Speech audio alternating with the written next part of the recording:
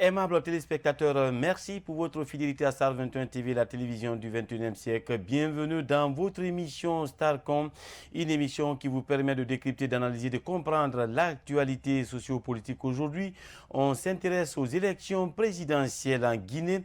Vous le savez, la Commission électorale nationale indépendante a proposé le week-end dernier une date et il s'agit de celle du 18 octobre 2020. Après l'annonce de cette date, les avis des uns et des autres restent partagés, notamment ceux des hommes politiques et de la société civile guinéenne. Pour en parler, nous avons comme invité Dr Fodé Mariga, ancien député de l'UFDG à l'Assemblée nationale. Honorable, bonjour, merci d'avoir répondu à notre invitation. Oui, bonjour et merci de m'avoir invité. Alors, l'actualité justement reste dominée par cette date qui vient d'être fixée par la Commission électorale nationale indépendante. Il s'agit bien sûr de celle du 18 octobre 2020 pour les présidentielles.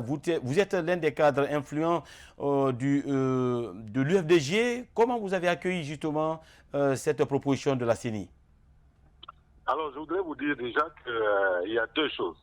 En dehors de la politique, nous sommes dans une association.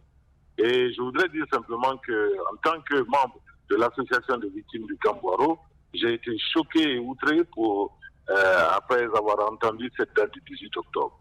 Vous savez que dans ce pays, nous avons eu un régime dictatorial sanguinaire du régime de Sékou Touré pendant 26 ans, pendant lequel nous avons eu à peu près 25 complots et purges politiques. Nous avons eu des meurtres et des exterminations, j'allais dire, à outrance, des inanitions, des gens qui sont pris, qui sont jetés, lestés dans la fatala, des gens qui ont été mis dans une cage fermée jusqu'à ce que mort s'ensuive, des gens qui ont été exécutés, des gens qui ont été pendus. Alors, cette date du 18 octobre est une des pires dates de ce qui s'est passé dans ce pays pendant le régime de Sékou Touré. Et c'est une date où,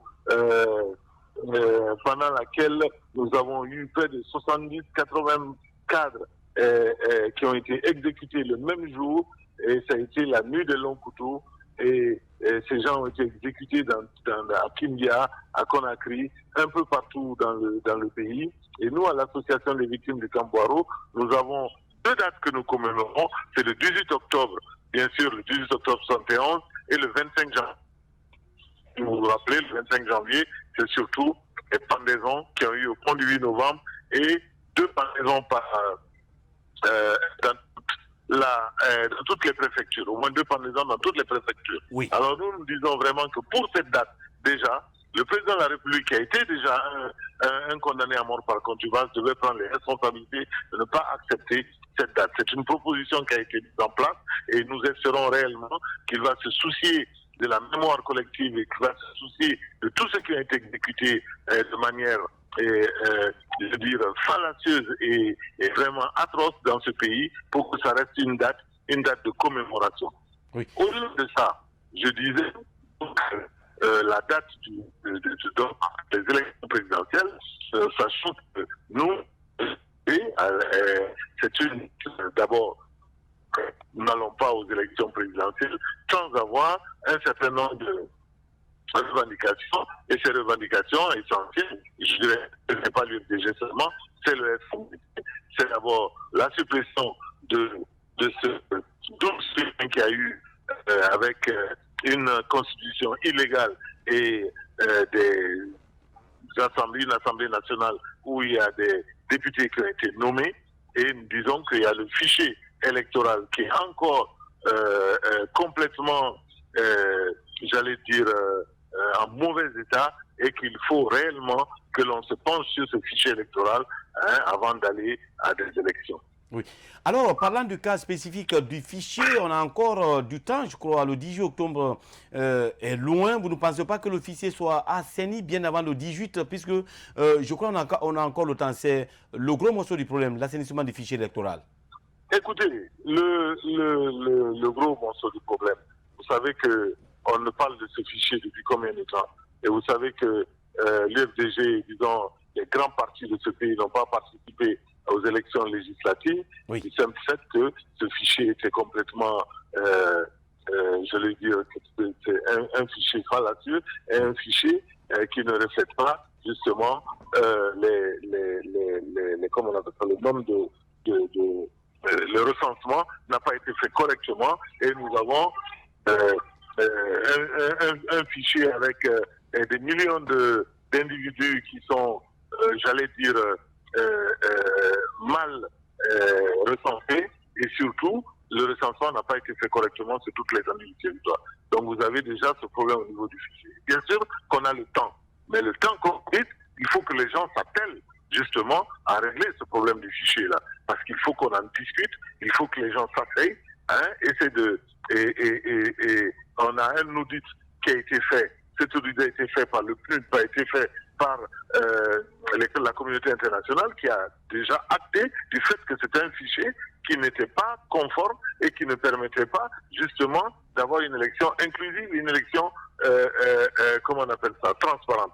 Et donc, il faut rappeler donc tout ceci et dire que même si on peut dire qu'on a le temps, mais il faut déjà commencer et le commencement ne se fait pas pour l'instant. On apprend par-ci par-là parce qu'encore rien n'est clair qu'il va y avoir 15 jours de recensement ou 15 jours la période pendant laquelle nous aurions un recensement ou un changement et au niveau de ce fichier. Oui. Et nous disons que bon, si on va encore comme ça, on va vers des élections qui sont exclusives et non inclusives. Oui. Alors, justement, en parlant de la tenue de cette élection, de ce scrutin pour le 18 octobre prochain, vous voulez dire par là que, de façon résumée, vous n'avez pas la certitude pour aller au scrutin le 18 octobre?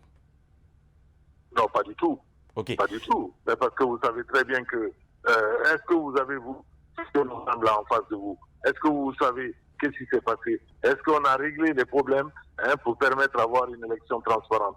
Mais tout ceci est sur la table et donc voilà, on reste encore sur notre fin et on sait que c'est pas possible et surtout que cette date du 18 octobre ne représente pas une date consensuelle pour le pays. Ok. Alors, le président Alpha Condé vient d'instruire à son ministre de l'administration du territoire de la décentralisation, en l'occurrence Bourema Condé, pour l'installation des présidents et des chefs de quartier, présidents de district. Aujourd'hui, comment vous avez accueilli justement cette décision du président quand on sait que très longtemps l'opposition a mené le combat pour l'installation des chefs de quartier, mais jamais ces chefs de quartier n'ont été installés? Oui, mais justement, donc nous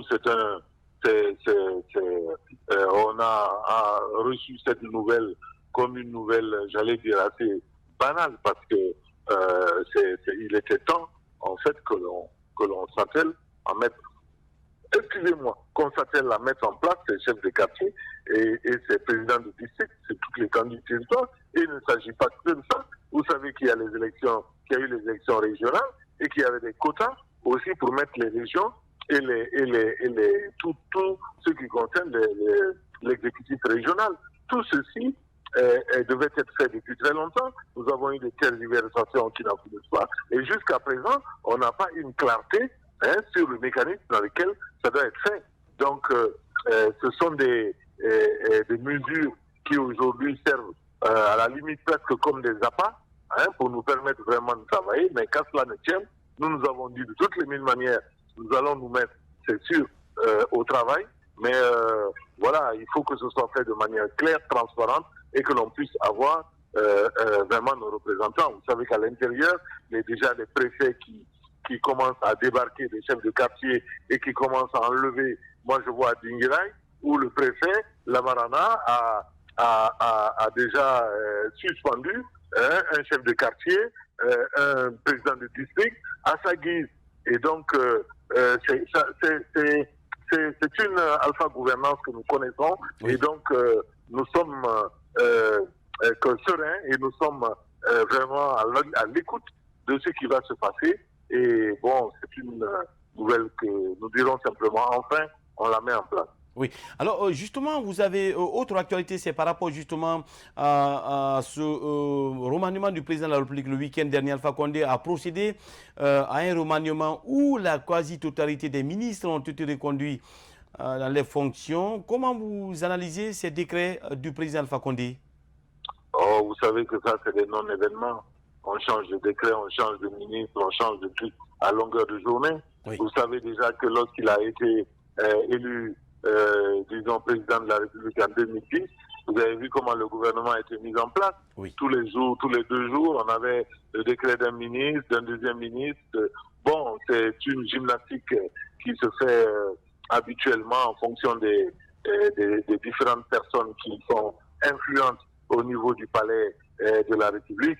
Donc, nous disons simplement que le pléthore de ministres ne garantit pas un travail remarquable, surtout que tous les postes clés à peu près sont conservés par les caciques de cette alpha-gouvernance. Oui. Et donc, on saupoudre de quelques individus, et j'apprends par-ci par-là que ce sont des copinages en fait qui résultent de cette nomination, de ces différentes nominations.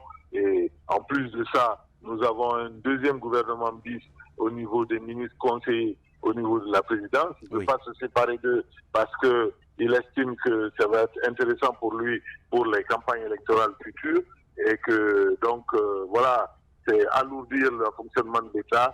Bref, c'est une alpha-gouvernance qui ne permet pas justement à cette Guinée de sortir de l'ordre. Oui. Alors, rapidement, docteur, parmi les départs, une surprise, il s'agit de celle du ministre de la Justice, Mohamed Amin Fofana. Ça vous dit quelque chose?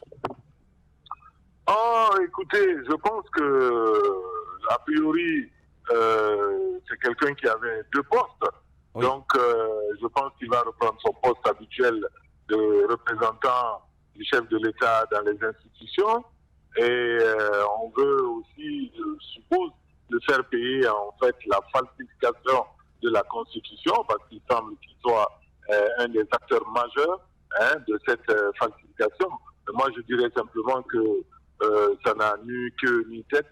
C'est un individu qui agit sous les ordres d'Alpha Condé, et c'est tout. Donc, franchement, c'est vraiment un non-événement.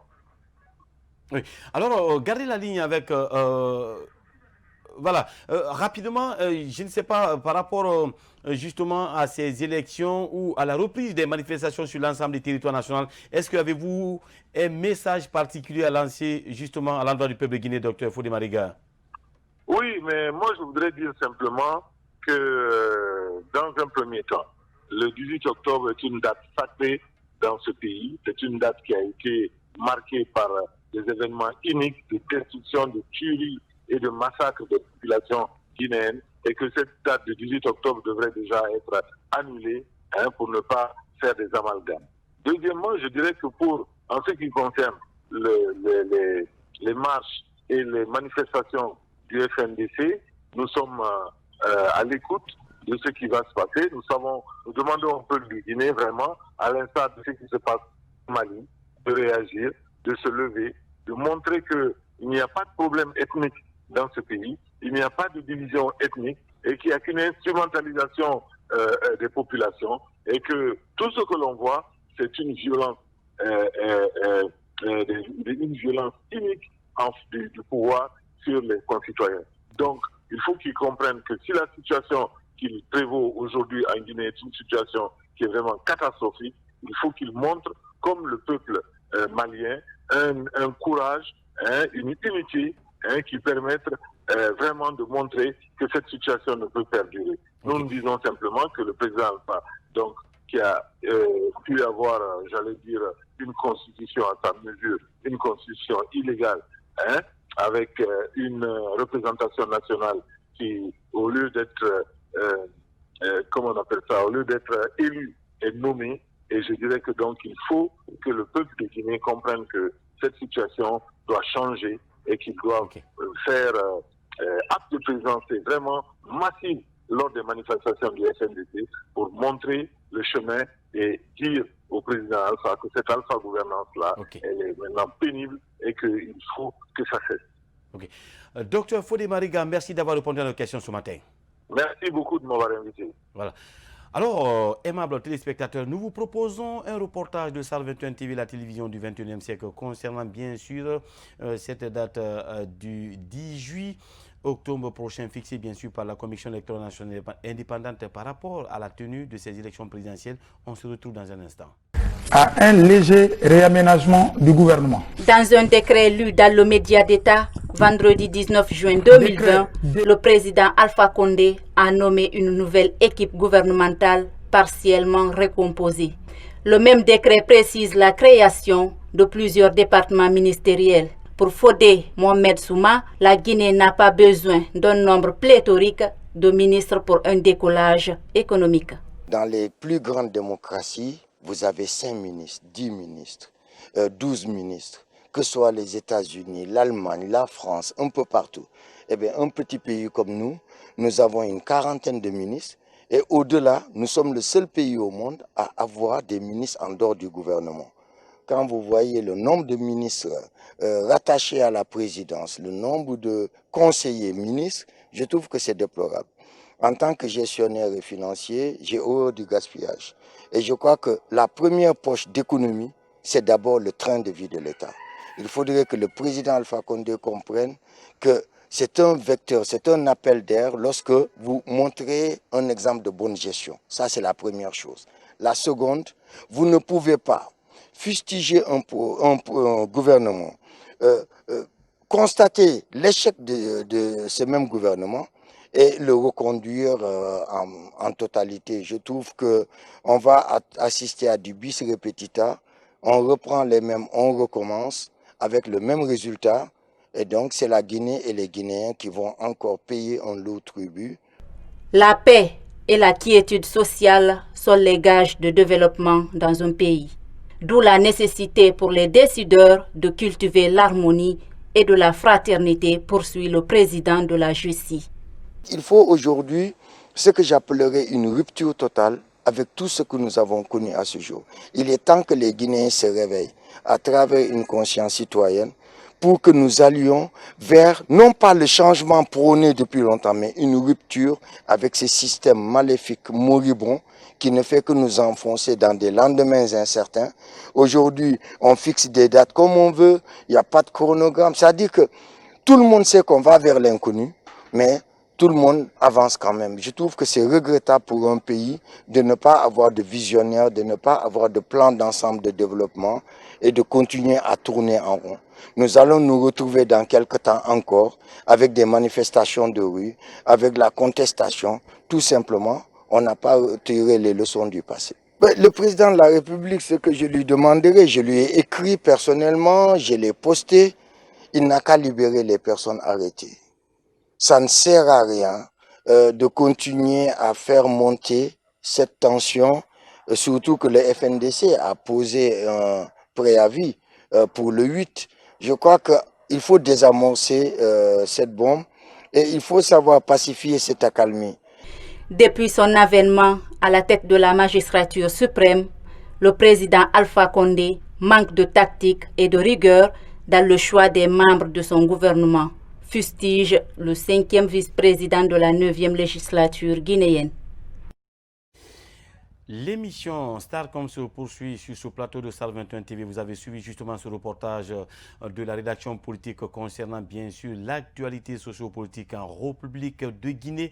Alors sans plus tarder, l'émission se poursuit bien sûr sur ce plateau de Star 21 TV, la télévision du 21e siècle avec notre second invité. Il s'agit bien sûr de M. Ismaël Condé, vice-maire de la commune de Matam. Bonjour monsieur le maire.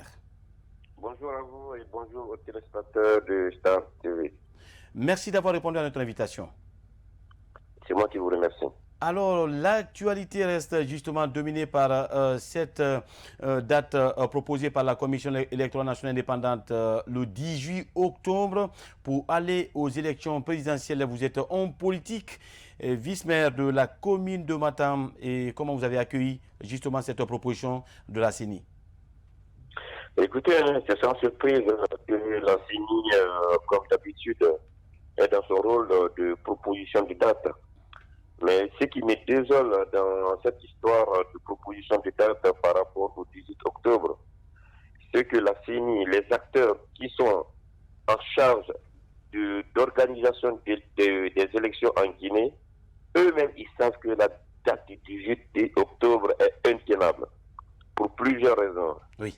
Parce qu'une élection présidentielle ne s'organise pas comme ça. On a suivi tout le combat qui a eu lieu lors des élections législatives par rapport, bien sûr, à la question du fichier électoral qui a fait couler beaucoup d'encre. Et cette histoire du fichier électoral n'a pas été réglée en totalité avant que les élections législatives et référendaires ne soient confirmées. Les conséquences, les grands partis de l'opposition ont boudé l'élection parce qu'ils se sont estimés lésés dans cette façon de travail de la CENI par rapport au fichier. Et tout le monde est d'accord qu'avec la COVID-19, avec les retards que les institutions ont accusés dans la correction de ces anomalies, que ce temps qui nous sépare du 18 octobre est largement inférieur par rapport au travail qui reste à abattre pour que les uns et les autres se mettent d'accord pour une élection inclusive. La CENI, dans sa démarche de proposition de date, devrait tenir compte de tous ces facteurs pour ne pas encore que le fichier soit une source de problèmes et qui va malheureusement déboucher à des tensions et à des violences dans le pays qui malheureusement pourraient encore entacher la crédibilité de l'élection présidentielle. Oui.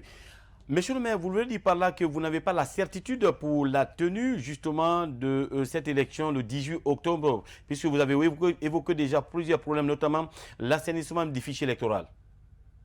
Écoutez, il n'y a pas que moi. Tout acteur conscient qui suit le processus électoral de près dans notre pays est conscient que la date du 18 octobre, même la date de la fin d'année 2020, est intenable pour une organisation d'élection présidentielle crédible et inclusive. Oui. Donc, la CENI, qui aujourd'hui se trouve à l'ordre de Secretariat, n'a fait qu'obéir aux ordres du prince, parce que tout le monde est conscient aujourd'hui que Alpha Condé ne veut pas se retrouver dans une situation d'illégitimité après la fin de son second mandat.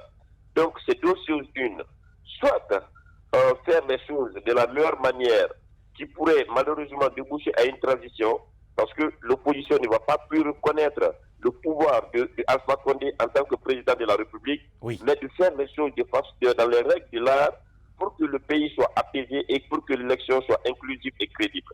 Ou bien dire que de toutes les façons, on n'a pas d'autre choix, il faut que l'élection ait lieu avec au sein des grands partis de l'opposition et les conséquences, nous allons les affronter, quel que soit le prix à payer. Et je pense que c'est cette deuxième option qui a été choisie par Secretariat et qui est en train d'être obéie à la lettre par la CENI, qui est censée être une commission électorale nationale indépendante. Oui. Alors, monsieur le maire, autre actualité justement, c'est par rapport à cette instruction que le président Alpha Condé a donnée à son ministre de l'administration du territoire de la décentralisation, en l'occurrence Bourima Condé, par rapport à l'installation des conseils de quartier, président de district. Vous êtes en politique, c'est un combat qu'a mené l'opposition durant très longtemps, puisque les élections locales ont eu lieu depuis le 4 février 2018, si j'ai bonne mémoire. Ces élections n'ont pas été encore finalisées. Comment vous appréciez cette décision du président Alpha Condé?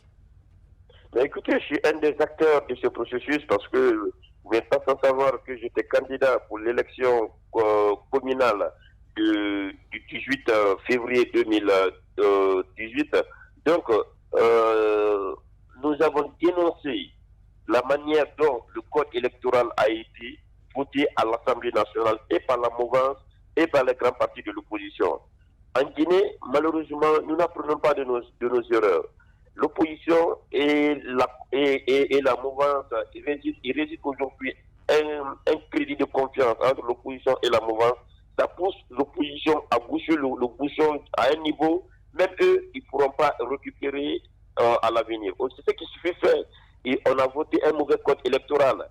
Si, au lieu que l'élection des conseils du quartier et des maires soit effectuée le même jour, ils ont décidé que les partis qui vont gagner dans les quartiers en compétition puissent élire ou bien désigner les conseils du quartier dans ces quartiers. Nous avons dit que ça va poser des problèmes, mais personne ne nous a écoutés à l'époque. Après l'installation des exécutifs communaux, nous nous sommes trouvés devant une impasse dans le cadre de l'installation du conseil du quartier.